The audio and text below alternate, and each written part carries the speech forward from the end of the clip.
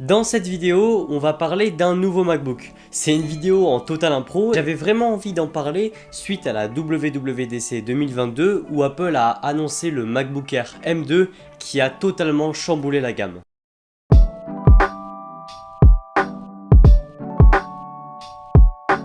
Bon, à première vue, on se dit, c'est simplement un nouveau MacBook, c'est cool. Sauf que oui, mais simplement, il a augmenté de prix par rapport à l'ancien MacBook Air, qui est d'ailleurs toujours sur le store. C'est-à-dire que là, si vous allez sur le site d'Apple, vous aurez dans la partie Mac deux MacBook Air. Un MacBook Air M1 qui coûte 1129 € et du coup ce nouveau MacBook Air M2 qui coûte 1499 €, qui est 100 € moins cher que le MacBook Pro M2 qui coûte 1599 €. Et puis après, on a toujours les MacBook Pro 14 et 16 pouces qui commencent à 2200 €. Le truc, c'est que, je sais pas, mais ça vous choque pas un MacBook Air qui coûte 1500 €, qui coûte juste 100 € moins cher qu'un MacBook Pro, alors qu'il a un nouveau design. Il a évidemment la puce M2, mais il a aussi l'encoche, de nouvelles couleurs. Que oui, comme je vous ai dit, ce design qui ressemble vachement au MacBook Pro 14 et 16 pouces, c'est plus le design en goutte d'eau qu'on connaissait avec les MacBook Air, et c'est non plus un design de MacBook Pro. D'ailleurs, le MacBook Pro M2, lui,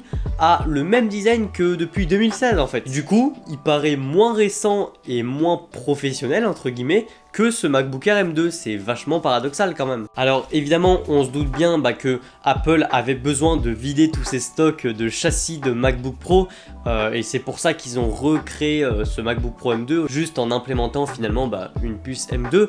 Mais donc du coup, ça chamboule vachement la gamme qui était déjà pas très claire, et je pensais qu'ils allaient justement la rendre plus claire, mais au final c'est compliqué. À part si Apple se décide de lancer un MacBook 12 pouces, et les rumeurs vont un petit peu dans ce sens quand même. Ce MacBook 12 pouces aurait soit une puce M1, soit une puce M2. En fait, le choix de la puce se fera surtout en fonction de ce qui sera présenté pour les futurs MacBook Air et MacBook Pro. Quoi qu'il arrive, je vois très bien un MacBook 12 pouces classique comme Apple avait sorti à l'époque, mais qui lui avait une puce Intel.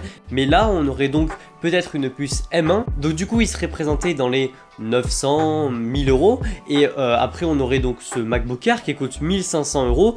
On dégagerait le MacBook Pro M2 qui lui je ne comprends pas à quoi il sert à rien, et on aurait tout de suite les professionnels MacBook Pro 14 et 16 pouces qui commencent à 2200 €. Donc voilà, ce serait une gamme comme ça, bien plus espacée, c'est-à-dire un MacBook 12 pouces M1 à 1000 €, un MacBook Air M2 à 1500 € et les MacBook Pro 14 et 16 pouces avec des puces M1 Pro, M1 Max à 2200 € environ. Et du coup, ce serait d'ailleurs le seul, ce MacBook 12 pouces, à encore avoir ce design de goutte d'eau.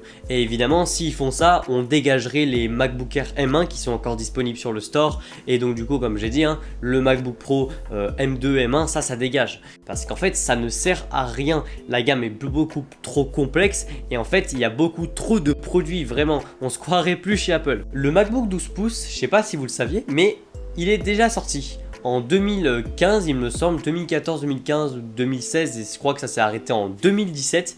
C'était un MacBook de 12 pouces avec un écran du coup très petit. C'était d'ailleurs le premier à apporter cette connectique unique, l'USB-C. Il avait que un port USB-C, c'était sa seule connectique, et une prise jack. Il avait donc ce tout nouveau design en goutte d'eau qu'on peut retrouver du coup sur le MacBook Air M1 avant l'arrivée de celui-ci. Et en fait, il était génial, beaucoup l'ont adoré. Son clavier prenait vraiment, vu que le Mac était petit, son clavier prenait toute la taille finalement de l'ordinateur, et il était quand même très bon, même ses haut-parleurs étaient puissants. Et en fait, le seul problème de ce MacBook était justement la puissance.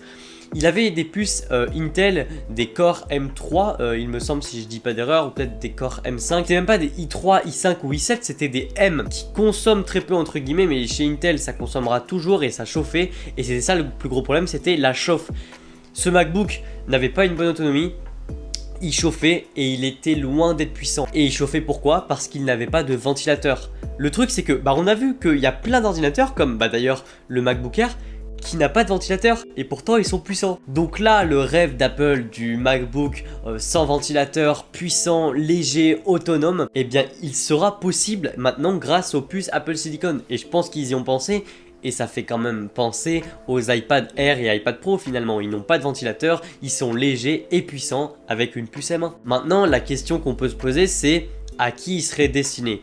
Parce que il faut pas qu'il soit trop proche d'un MacBook Air sans trop être proche des iPads. C'est-à-dire le juste milieu, et c'est pour ça que pour moi il aura donc une puce M1, un petit peu comme les iPads, mais avec un form factor finalement de laptop, donc c'est-à-dire un clavier, un trackpad, un bon écran, et c'est vraiment l'entrée de gamme, le produit d'Apple, et donc voilà, je pense que c'est vraiment très cool si Apple annonce ça. Pour les étudiants c'est encore mieux, parce que je suis désolé hein, mais un étudiant ne peut pas mettre 1500 € dans un MacBook. Le but d'être étudiant, c'est justement, c'est pas le but, mais le problème des étudiants, c'est le fait qu'on peut pas avoir un budget extraordinaire, mais on veut quand même un MacBook, parce que ce sont des machines super fiables, super élégantes, et super autonomes, super puissantes.